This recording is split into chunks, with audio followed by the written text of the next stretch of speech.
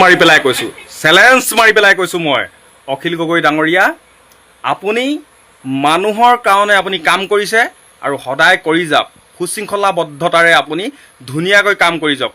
আপুনি কোনোবাই আজি চেলেঞ্জ মাৰিছে আপোনাৰ ওপৰত, কোনোবাই প্ৰতিবাদ কৰিছে, কৰি থাকক, কৰি থাকক। কিমানে কৰিব, কি কৰিব, কৰি থাকক, কোনো কথা নাই।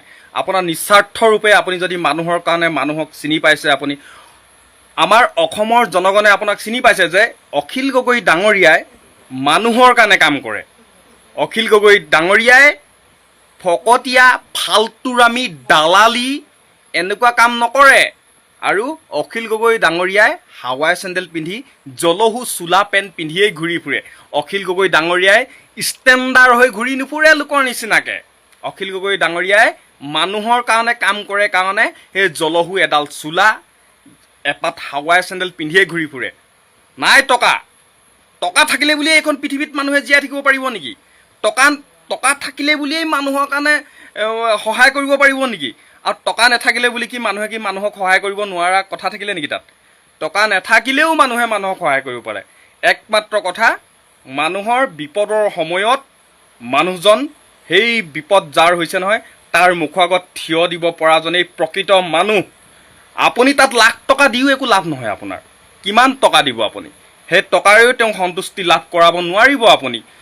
সেই হাৱাই চেণ্ডেলযোৰে, সেই জহলু চোলাযোৰে তাতেই সন্তুষ্ট হ'ব। কিন্তু প্ৰকৃততে এটা কি লাগে আমাক? মানুহৰ মাতষাৰ লাগে।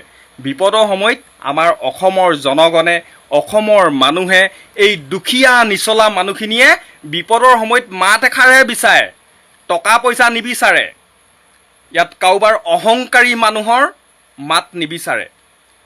কোনে আজি ঢেৰ মানুহে তাচিতুল্য কৰি পেলাই অখিল গগৈক কৈছে কি বুলি বোলে, আপোনাক মই চেলেঞ্জ কৰিছোঁ, আপোনাৰ ওপৰত মই প্ৰতিবাদ কৰিছোঁ, আপোনাক আমুক কৰিছোঁ তামুক কৰিছোঁ। আৰে কোনে কি কৰি আছে আপোনালোকে দেখিছেনে নাই? অখিল গগৈ কি বেয়া কাম কৰিছে নেকি? ইয়াত কি কাম কৰি আছে আপোনালোকে দেখিছে নাই? অখিল গগৈয়ে আজি বানপানীৰ হোৱা দিনাখনৰ পৰা সেই মানুহজনে সেই বানপীড়িত ৰাইজৰ লগত সদায় সহযোগিতা আগবঢ়াই আছে।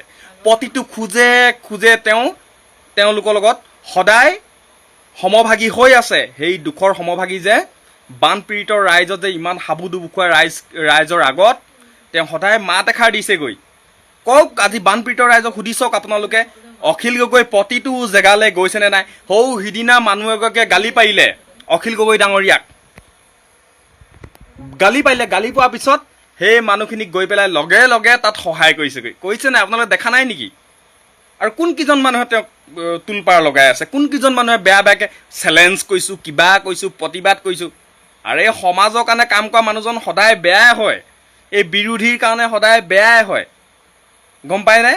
গতিকেলৈ অখিল গগৈ ডাঙৰীয়াক আপোনালোকে ভাল চকুৰে চাওক। এজন প্ৰকৃত মানুহ হয়, প্ৰকৃত মানুহ। ভাবিব পাৰে আপোনালোকে তেওঁ বহুত কিবা কিবি আমুক তামুক বুলি নেভাবিব।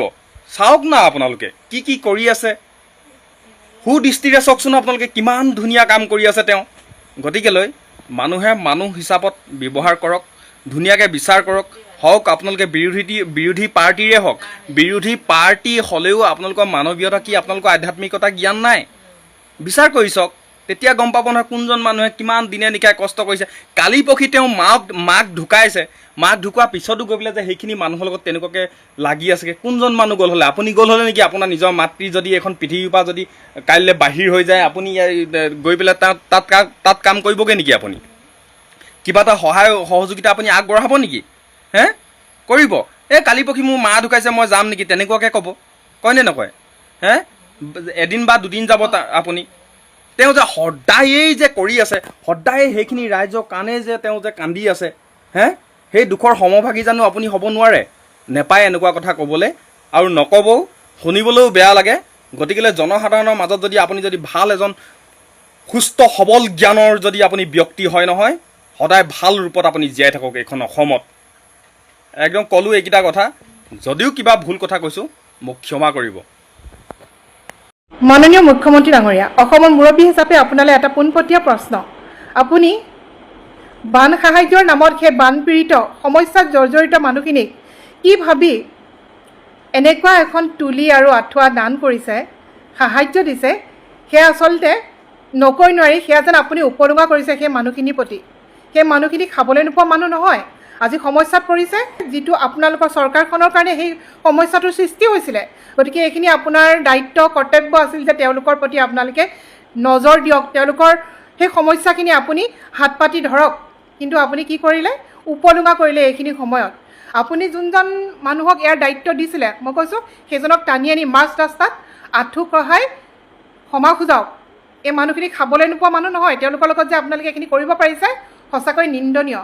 আজি যদি সন্মুখত আপোনালোকৰ ইলেকশ্যন থাকিলেহেঁতেন তেতিয়াহ'লে নিশ্চয়কৈ আপোনালোকে এনেকুৱা ধৰণৰ কাম কৰিবলৈ ভয় কৰিলেহেঁতেন, হাজাৰবাৰ চিন্তা কৰিলেহেঁতেন। কাৰণ আপোনালোকৰ স্বাৰ্থ অকল আপোনালোকৰ এটাই স্বাৰ্থ, সেইটো হৈছে ভোটৰ অংক। মানে এই মানুহখিনিক আপোনালোকে সঁচা অৰ্থত কেতিয়াও ভাল নাপায়। ভাল পোৱা হ'লে এনেকুৱা এটা কাম আপোনালোকে কেতিয়াও নকৰিলেহেঁতেন। নেক্সট কথা হ'ল, আমি কেতিয়াবা দান দক্ষিণা কৰিবলগীয়া হ'লেও আমি এনেধৰণৰ তুচক বা তুলি এখন দিবলৈ হাজাৰবাৰ চিন্তা কৰোঁ। কিন্তু আপুনি মুখ্যমন্ত্ৰী হৈ যিখিনি কৰি দেখুৱালে সঁচাকৈ কৈছোঁ গৰিহণাৰ যোগ্য। আৰু লগতে আপুনি কয় নহয় সাহাৰ্য উঠাব নালাগে, কিন্তু সেই ইউটিউবাৰ আৰু ছ'চিয়েল মিডিয়াত কাম কৰা মানুহখিনিৰ লগত ৰাইজে মিলি যদি আজি এইখিনি সাহাৰ্য নকৰিলেহেঁতেন তেতিয়াহ'লে সেই মানুহখিনিৰ কি অৱস্থা হ'লহেঁতেন গোটেই অসমবাসীয়ে দেখিছে। আজি গোটেই অসমবাসী আচলতে লজ্জিত আপোনালোকে যি কৰ্মকাণ্ড কৰি দেখুৱালে। আপোনালোকে এই সময়খিনিত কৰিব লাগিছিল কি আৰু আপোনালোকে কৰি আছে কি, এবাৰ কথাটো ভাবিব। ৰাজনৈতিকেই হওক বা অৰাজনৈতিকেই হওক, কোনো এটা দলৰ প্ৰতি আমাৰ কোনো দুৰ্বলতা নাই। বৰ্তমান সময়ত এনেকুৱা এটা দল সংগঠন নাই যিটো নেকি দল সংগঠনৰ নীতি আদৰ্শৰ প্ৰতি আমাৰ দুৰ্বলতাৰ বৰ্হিপ্ৰকাশ ঘটিব পাৰে। কিন্তু এটা কথা সদায় মনত ৰাখিব, আমি এখন গণতান্ত্ৰিক দেশৰ নাগৰিক হয়, গতিকে মনৰ ভাৱ প্ৰকাশ কৰাৰ অধিকাৰ আমাৰ 100% আছে। গতিকে সেই মনৰ ভাৱ প্ৰকাশ কৰিবলৈ যাওঁতে প্ৰত্যেকটো অনুভৱকে আপোনালোকে টানি আজৰি ৰাজনৈতিক পথাৰখনলৈ নিবলৈ চেষ্টা নকৰিব। এটা কথা সদায় মনত ৰাখিব, আমি কাৰো ভৰি চেলেকি পেট প্ৰৱৰ্তাই থকা মানুহ নহয়।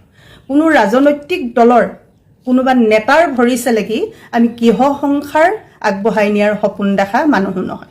গতিকে যিকোনো বিষয়বস্তু এটাকে আপোনালোকে টানি আজৰি ৰাজনৈতিক ক্ষেত্ৰখনলৈ নিবলৈ নিবিচাৰিব।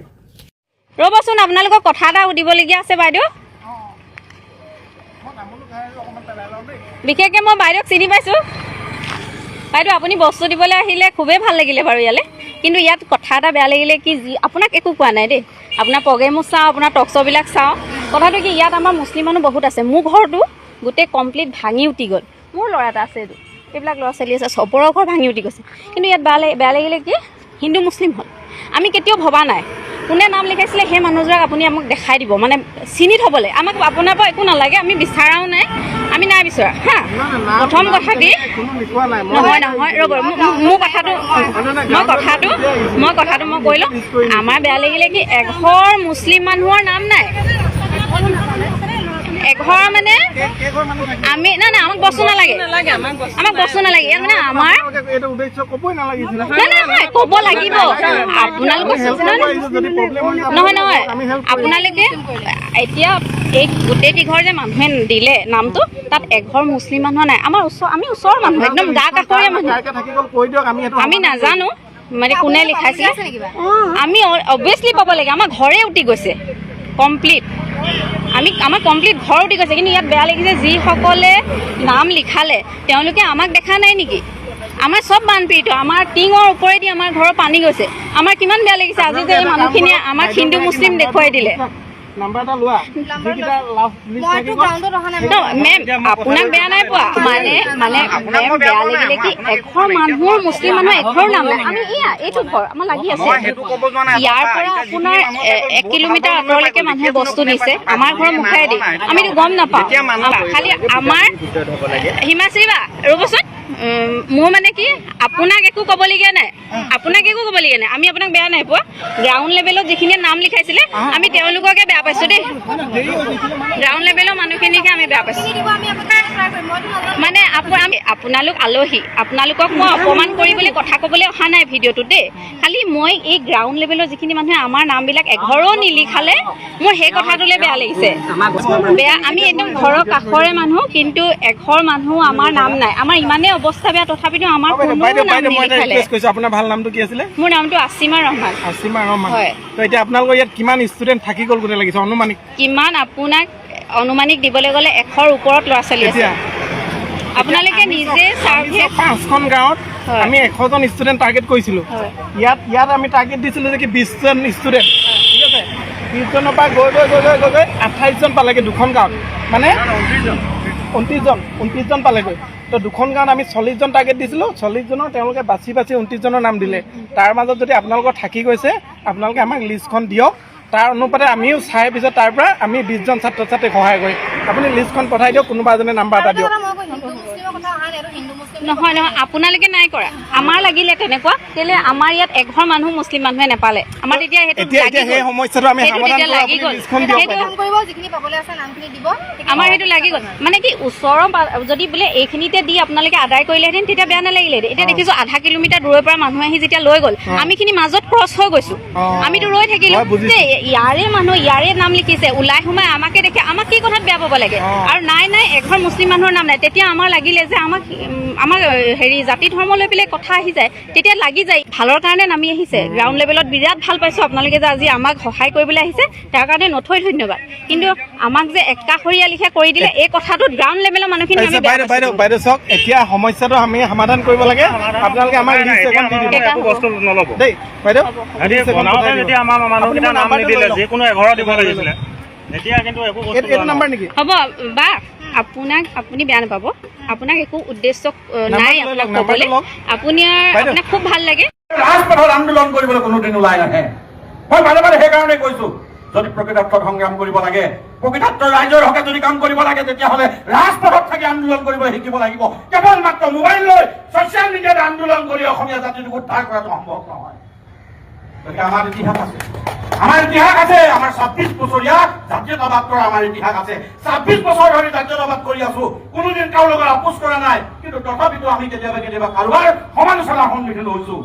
কিন্তু কোনোবাই সমালোচনা কৰিলে গুলিয়াই আমাৰ নীতি আদৰ্শক আমি কোনোদিন জলাঞ্জলি দি পোৱা নাই, আৰু জলাঞ্জলি নিদিওঁ। এইটো কথা সত্য। আজিৰ তাৰিখত সংগ্ৰামী যুৱ ছাত্ৰ পৰিষদ অসমলৈ বহুত যুৱ প্ৰজন্মৰ আৱিৰ্ভাৱ ঘটিছে, যুৱ প্ৰজন্ম ইয়ালৈ আহিছে। মই যুৱ প্ৰজন্মৰ প্ৰতি এটাই অনুৰোধ জনাম, এটা সময়ত আমি নেতৃত্ব বহন কৰিছো, আমি সদায় নেতৃত্ব যে বহন কৰি থাকিম তাৰ কোনো গেৰাণ্টি নাই। আমি আছো, আজি কাইলৈ হয়তো আমি নাথাকিবও পাৰো। কিন্তু যিসকল নতুন প্ৰজন্ম ওলাই আহিছে অনাগত সময়ত, সংগ্ৰামী যুৱ ছাত্ৰ পৰিষদৰ যি নীতি আদৰ্শ আছে, এইখিনি কিন্তু অসমত প্ৰতিষ্ঠা কৰি থৈ যাব লাগিব। আৰু আজিৰ এই পবিত্ৰ দিনটোৰ সকলোৱে আমাৰ এই পবিত্ৰ পতাকাৰ তলত কিন্তু সকলোৱে দায়বদ্ধ আৰু শপত গ্ৰহণ কৰিব লাগিব যে আমি সংগ্ৰামী যুৱ ছাত্ৰ পৰিষদৰ মূল যি আমাৰ সংবিধান আছে, সংবিধানৰ ওচৰত আমি সদায় দায়বদ্ধ আৰু আমি সদায় দায়বদ্ধ। আমি সদায় অসমৰ ৰাইজৰ ওচৰত আমি দায়বদ্ধ আৰু দায়বদ্ধ। গতিকে আমাৰ অভিভাৱক অসমৰ ৰাইজে আমাক যেনেদৰে ক'ব তেনেদৰে আগবাঢ়ি যাম। অন্য কোনো আমাৰ অভিভাৱক নাই, কোনো চৰকাৰ, কোনো মন্ত্ৰী, কোনো MLA আমাৰ অভিভাৱক নহয়। অসমৰ ৰাইজ আমাৰ অভিভাৱক হয়। গতিকে ৰাইজে যেনেকে ক'ব, সংগ্ৰামী যুৱ ছাত্ৰ পৰিষদ তেনেকে আগবাঢ়ি যাব। আজি 10 বছৰ সম্পূৰ্ণ কৰিলো, কালিলৈ 20 বছৰ সম্পূৰ্ণ হ'ব, পৰহিলৈ 50 বছৰ সম্পূৰ্ণ হ'ব। সতৰ্ক লাগিব সংগ্ৰামী যুৱ ছাত্ৰ পৰিষদে, কিন্তু জাতীয় দায়িত্ব কোনোদিন নাপাহৰে। এই কথা মই আজি তাৰিখত সভাপতি দেৱজিৎ দত্তই অসমৰ ৰাইজৰ ওচৰত আমি আজি প্ৰতিশ্ৰুতি প্ৰদান কৰিছো। ধন্যবাদ।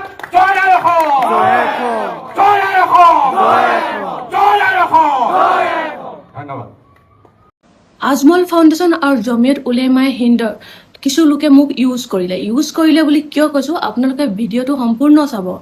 আৰু এটা কথা, যিসকল লোকে এইটো বিষয়ত একো নাজানে, বাহিৰা ডিষ্ট্ৰিক্টৰ লোক, তেওঁলোকে কমেণ্ট নকৰিব।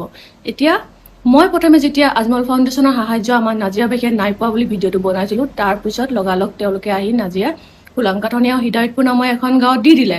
দুখন গাঁৱত বহুত বেছি মানুহ নাই, কম মানুহৰ লিষ্ট দুখন গাঁৱত দি দিলে। আৰু মই তেতিয়া লগালগ মই ভিডিঅ' বনাই জনাই দিলোঁ যে আজি আজমল ফাউণ্ডেশ্যনৰ সাহায্য আমাৰ নাজিৰা এই দুখন গাঁৱে পালে। তাৰ পাছত কি হ'ল, তেওঁলোকে নিজে ফোন কৰি আকৰাম নামৰ মানুহ এজনক নাজিৰাৰ তেওঁলোকে মাতি পঠিয়ালে।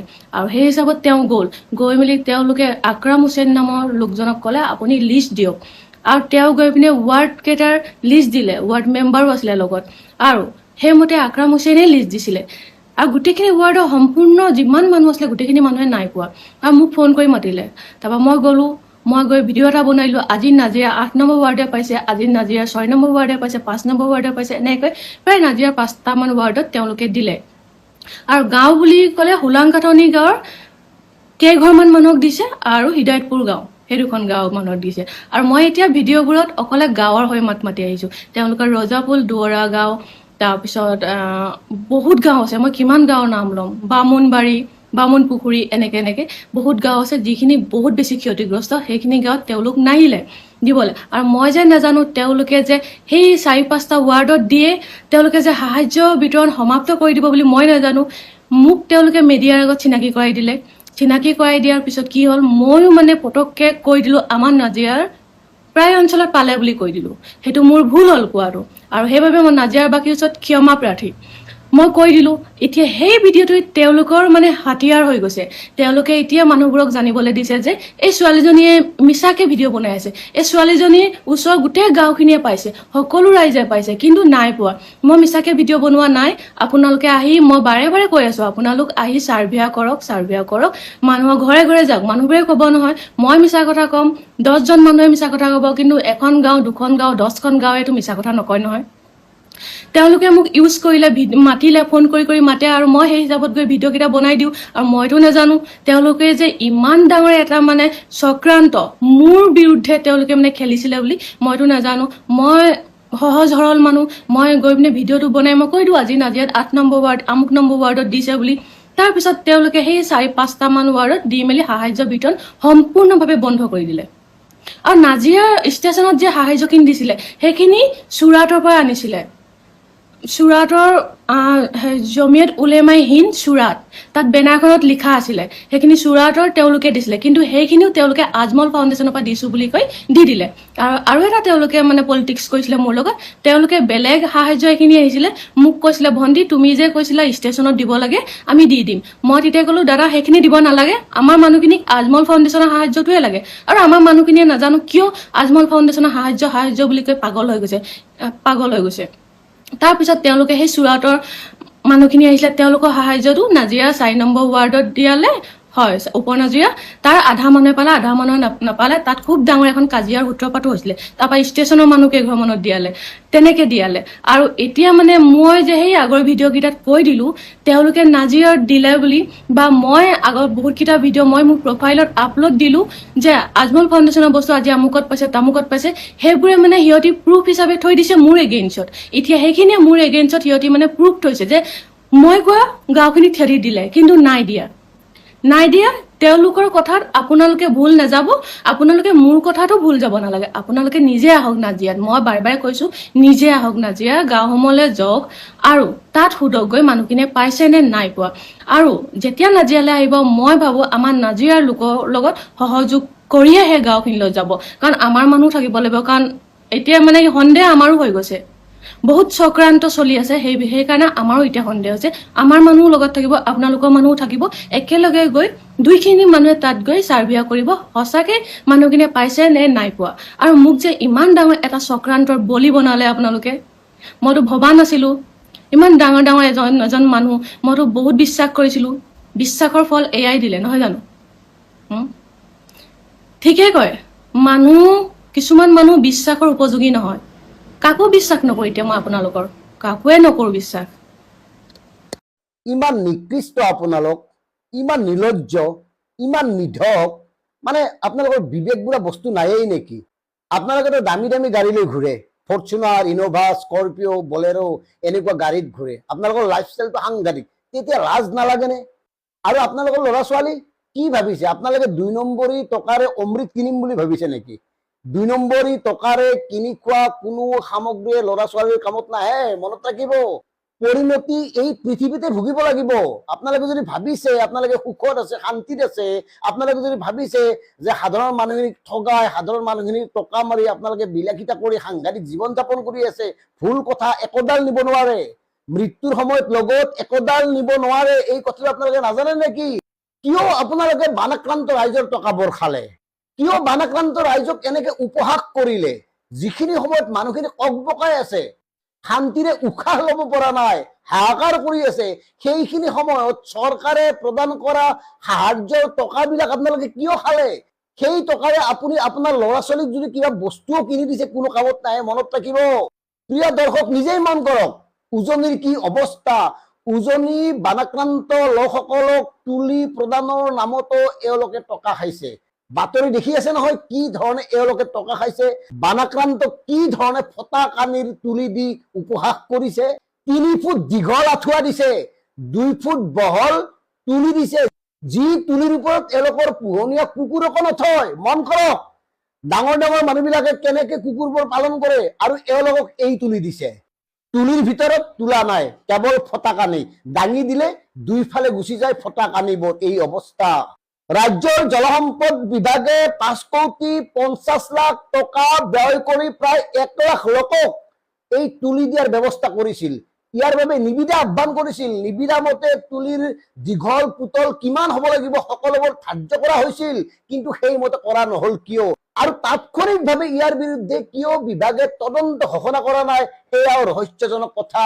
নিবিদা মতে 6 ফুট দীঘল হ'ব লাগে তুলিখন, 3 ফুট বহল হ'ব লাগে আৰু 4 কিলো ওজনৰ হ'ব লাগে, কিন্তু হৈছে কি প্ৰায় 1.5-2 ফুট বহল।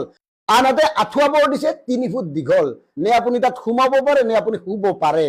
গতিকে তুলি প্ৰদানৰ নামত কোনে টকা খাইছে এই কথাবোৰ ৰাজহুৱা হ'ব লাগে আৰু দোষীয়ে শাস্তি পাব লাগে। এইবিলাক এনেই এৰি দিব পৰা কাম নহয়। বান বিধ্বস্ত লোকক এই ধৰণে উপহাস কৰাৰ অধিকাৰ এওঁলোকক কোনেও দিয়া নাই। চবতে টকা খায়। বানপানীৰ টকা কেইটাও খাব লাগে নেকি ভাবকচোন। টকা কোনটো বিভাগত কোনে নাখায়, কোনটো কামত নাখায়, অথচ বানপানীৰ সাহায্যৰ নামত প্ৰদান কৰা টকাখিনিও যদি খায় কেনেকে সহ্য কৰিব কওকচোন। এওঁলোকক আপোনালোকে গালি নাপাৰি মন গ'লে এনেকুৱা লাগে লাইট পষ্টত বান্ধি পিটিব লাগে, এনেকুৱা মন যায়। কিন্তু লাভ নাই, নোৱাৰো, আমি নোৱাৰো, আমি সাধাৰণ মানুহ কৰিব নোৱাৰো। এওঁলোকৰ বিৰুদ্ধে কোনো তদন্ত নহয়, কোনো ব্যৱস্থা নহয়, কাৰণ এওঁলোক চব ডাঙৰ মানুহ। মাটি গ'ল, ভেটি গ'ল, 10-15 বছৰ পিছুৱাই গ'ল জীৱন। তাৰ পিছত কিয় এই লৰা ধেমালি কৰিছে ৰাজ্যৰ জলসম্পদ বিভাগে? জলসম্পদ মন্ত্ৰীয়ে উত্তৰ দিব লাগে, ক্ষমা খুজিব লাগে বানাক্ৰান্তৰ ওচৰত। আৰু মুখ্যমন্ত্ৰী মহোদয়, আপুনিও এই বিষয়টোত হস্তক্ষেপ কৰি তাৎক্ষণিকভাৱে তদন্ত ঘোষণা কৰক। আপোনাৰ নামৰো কথা আছে, কাৰণ এই তুলিবোৰক মামা তুলি বুলি ইতিমধ্যে ৰাইজে আখ্যা দিছে। গতিকে মামা তুলিৰ মৰ্যাদা অটুট ৰাখিবলৈ গোটেই বিষয়টো সম্পৰ্কত তদন্ত ঘোষণা কৰক আৰু দোষীক শাস্তি প্ৰদান কৰক। কথা ইমানেই। মন কৰক প্ৰিয় ৰাইজ, এতিয়ালৈকে বানপানীৰ কাৰণ কাৰক সম্পৰ্কে তদন্ত ঘোষণা কৰা নহল। ইতিমধ্যে তাত আন্দোলন কৰা জাতীয়তাবাদী সংগঠনসকলে বিষয়টোৰ পৰা আঁতৰি গ'ল, বা এই গোটেই বিষয়টো তদন্তৰ আওতালৈ আনিবৰ কাৰণে চৰকাৰক বাধ্য কৰিব পৰা কোনো এটা কাম কৰা নাই কোনো এটা সংগঠনে। মন কৰিব, ঠাণ্ডা ক'ত কোনে কেনেকৈ চলাই আছে। সাধাৰণ মানুহক কৰা অন্যায়ৰ পাপ, সাধাৰণ মানুহৰ অভিশাপ এনেই নাযায়, ভুগিব লাগিব। আপোনালোকে মন কৰক, ভুগিবই লাগিব। গতিকে প্ৰিয় দৰ্শক, আজি এটা কথাই কৈছো, যিসকল বিষয়া, যিসকল ঠিকাদাৰে তুলিৰ নামত বন্যাক্ৰান্ত লোকসকলক এই ধৰণে উপহাস কৰিছে, ঠগ প্ৰবঞ্চনা কৰিছে, বান সাহায্যৰ টকাবোৰ গোগ্ৰখে গিলিছে, তেওঁলোকক আমি অভিশাপ দিওঁ আহক। তেওঁলোকে এই পৃথিৱীতে নিজৰ কৰ্মফল ভুগিব লাগিব। ধন্যবাদ। জয় অসম। শিৱসাগৰবাসী ৰাইজলৈ মোৰ এটা অনুৰোধ যে আজি সামাজিক মাধ্যমত দেখা পোৱা যি টচক, অসম চৰকাৰৰ জিলা উপায়ুক্তই শিৱসাগৰ জিলাৰ উপায়ুক্তই যি যোগান ধৰিছে টচক, তাৰে এখন টচক আপোনালোকে গোটেইবোৰ ব্যৱহাৰ কৰিলে তাৰে এখন টচক হ'লেও আপোনালোকে ৰাইজ ৰাখিব। এইকাৰণে কৈছো যে যিখন টচক আপোনালোকক দিছে সেনেকুৱা টচক হয়তো অসম তথা ভাৰতত আৰু বেলেগ কোনো মানুহে দেখা নাপাব। আপোনালোকে জ্ঞাত যে 2016 বৰ্ষত অসমৰ ট্ৰেজাৰী চেক কৰি পেলাই গড়ৰ খৰ্গ পৰীক্ষা কৰা হৈছিল। এই পৰীক্ষা কৰা গড়ৰ খৰ্গৰ ভিতৰত 2511টা গড়ৰ খৰ্গৰ ভিতৰত 2-3টা গড়ৰ খৰ্গ সবাতোতকৈ দীঘল কাৰণে 32 ইঞ্চি দীঘল কাৰণে নৱপ্ৰজন্মই চাবৰ কাৰণে, অনাগত দিনত নৱপ্ৰজন্মই চাবৰ কাৰণে মিউজিয়ামলৈ প্ৰেৰণ কৰা হৈছিল। তাৰমানে এই কথাটো মই ক'ব বিচাৰিছো যে সবাতোতকৈ দীঘল গড়ৰ খৰ্গটো মিউজিয়ামলৈ প্ৰেৰণ কৰা হৈছে নৱপ্ৰজন্মক চাবৰ কাৰণে। ঠিক তেনেকুৱাকৈ শিৱসাগৰত দিয়া সবাতোতকৈ চুটি টচকখন চাবৰ কাৰণে নৱপ্ৰজন্মক মই ভাবো যে এখন হ'লেও টচক ৰাইজে ৰাখিব, মিউজিয়ামলৈ প্ৰেৰণ কৰিব লাগে।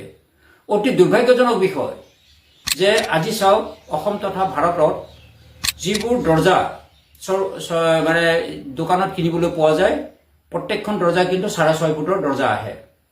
আৰু অসমত যিমানবোৰ ষ্টিলৰ পালেং আপুনি কিনিবলৈ পোৱা যায়, পালেংখনৰ দীঘল কিন্তু 6.5 ফুটে থাকে। অৰ্থাৎ দৰ্জাবোৰো আহে 6.5 ফুট আৰু পালেংখনো আহে 6.5 ফুট। কিন্তু অসম চৰকাৰে দিয়া লেট্ৰিনবোৰ 5 ফুটৰ দৰ্জা।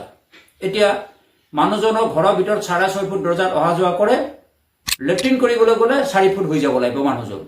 কি যাদু, কি অৱস্থা যে চৰকাৰে এই কথাটো জ্ঞাত নহয় নেকি যে এজন মানুহ 5 ফুট 5.5 ফুটলৈকে থাকে, তেওঁক 6.5 ফুটৰ টচকখন দিলে তেওঁ ভালকে শুব পাৰে। এতিয়া চৰকাৰে দিয়া টচকখনত মূৰটো কিন্তু ওলমি থাকিব, ভৰিটোও ওলমি থাকিব, মাজতে থাকিব এইখন টচক। গতিকে এনেকুৱা আনকমন টচক চৰকাৰে যে যোগান ধৰিছে, মই ভাবোঁ যে এই টচকখন হয়তো দেশ বিদেশৰ মানুহ আহি চাবও পাৰে। কাৰণ এতিয়া সামাজিক মাধ্যমত যেতিয়া প্ৰচাৰ হৈছে যে অসম চৰকাৰে এটা নতুন পদ্ধতিত টচক বনাইছে, যোগান ধৰিছে, হয়তো এইখন চাবলৈ আহিব পাৰে। সেইকাৰণে যেনেকৈ অসমৰ সবাতোতকৈ দীঘল 32 ইঞ্চি দীঘল গড়ৰ খৰ্গটো মিউজিয়ামলৈ প্ৰেৰণ কৰা হৈছিলে, ঠিক তেনেকুৱাকৈ মই ভাবোঁ যে এই শিৱসাগৰ জিলা উপায়ুক্তই যোগান ধৰা টচকখন সবাতোতকৈ ছুটি কাৰণে মিউজিয়ামলৈ প্ৰেৰণ কৰিব লাগে। মই মাননীয় মুখ্যমন্ত্ৰী মহোদয়ক অনুৰোধ কৰিম যে আচলতে আমি ক'বলৈ বেয়া লাগে যে আপোনালোকে বানপীড়িত লোকসকলক কিয় এনেকৈ প্ৰতাৰণা কৰিব বিচাৰিছে। যে আপুনি যদি সঁচাকৈ ৰাইজক সহায় কৰিবলৈ যিটো ধন মুকলি কৰি দিলে, সেই ধনৰে যোনজন ঠিকাদাৰে এই বস্তুখিনি যোগান ধৰিছিল, যিজন উপায়ুক্তই এই সামগ্ৰীবোৰ চোৱা চিতা কৰিছিল, যিহেতু এজন ঠিকাদাৰে যোগান ধৰা বস্তুখিনি প্ৰথমতে তাক টেষ্ট কৰিব লাগে, মানে চেম্পলৰ কাৰণে এখন পঠোৱা হয়। জিলা উপায়ুক্তই যদি সঁচাকৈ এই চেম্পলৰ টচকখন চাইছিলে, তেখেতে এনেকুৱা এখন টচকত শুব নেকি? 4 ফুট দীঘল টচক এখনত তেওঁ শুব নেকি? তেওঁ যদি নুশুৱে তেতিয়াহ'লে মই ভাবোঁ যে অইন মানুহো শুব নোৱাৰিব। তাৰ কোৱালিটিৰ কথা নাই, কিমান কোৱালিটি ভাল বেয়া দিছে সেইটো ভিতৰত চালেহে আমি গম পাম। কিন্তু তথাপিতো দিশ পুতলটো 4 ফুট দীঘলৰ এখন টচক দি ৰাইজক কিয় প্ৰতাৰণা কৰিব বিচাৰিছে মাননীয় মুখ্যমন্ত্ৰী মহোদয়? যে জিলা উপায়ুক্তই যদি সঁচাকৈ এনেকুৱা কাম কৰিছে, ই গৰিহণাযোগ্য। মই মাননীয় মুখ্যমন্ত্ৰী মহোদয়ক অনুৰোধ কৰিছোঁ, আপুনি ধন মুকলি কৰি দিয়াৰ পিছত প্ৰকৃততে যদি ঠিকাদাৰ গোষ্ঠীয়ে বা জিলা উপায়ুক্তই এই সামগ্ৰীবোৰ যোগান ধৰিছে, তেতিয়াহ'লে আইনী ব্যৱস্থা গ্ৰহণ কৰিব লাগে, নহ'লে দিব নালাগে। লাগিলে এককালীনভাৱে যিটো মূল্য হয় সেই মূল্যটো ৰাইজক দি দিলে ৰাইজে নিজে বজাৰৰ পৰা উপযুক্ত এখন টচক কিনি ল'ব। অবাবত চৰকাৰী ধন অপচয় নকৰিবলৈ মই মাননীয় মুখ্যমন্ত্ৰী মহোদয়ক অনুৰোধ কৰিছোঁ যে আজি সেই টচকখনক লৈ সামাজিক মাধ্যমত প্ৰকাশ হোৱাৰ পিছত, প্ৰচাৰ হোৱাৰ পিছত আজি ছ'চিয়েল মিডিয়া ইমানে ফাষ্ট যে পৃথিৱীৰ হয়তো চব দেশে এই টচকখন দেখা পাইছে। গতিকে লজ্জিত অসম বুলি ক'লে আমিও লজ্জিত, কাৰণ এনেকুৱা এখন টচক চৰকাৰে যোগান ধৰিলে, চৰকাৰ যিয়ে নহওক জিলা উপায়ুক্তৰ সহযোগত চৰকাৰৰ কিন্তু বদনাম হৈছে। মই ভাবোঁ যে এই টচকখন পুনৰ ঘূৰাই আনিব লাগে, ৰাইজক যেনেকৈ দিছিলে, যে উপযুক্ত এখন টচক ৰাইজক দিব লাগে। যিহেতু বানপীড়িত লোক, তেওঁলোকৰ অভাৱ অভিযোগ আৰু বেছি, কেৱল পাল মাৰিবৰ কাৰণে এনেকুৱা এখন টচক দি সংখ্যাত আমি ইমান কোটি টকা দিছোঁ বুলি কোৱাটো দুৰ্ভাগ্যজনক বিষয়। মই মাননীয় মুখ্যমন্ত্ৰী মহোদয়ক অনুৰোধ কৰিছোঁ, আমি কৈ দিয়াৰ কাৰণে হয়তো আপোনালোকে আমাক কিছু হ'লেও বেয়া পায়, কিন্তু সত্য সদায় জয়। আমি কৈ আছোঁ যে এইটো দেখিছোঁ, আমি কৈছোঁ।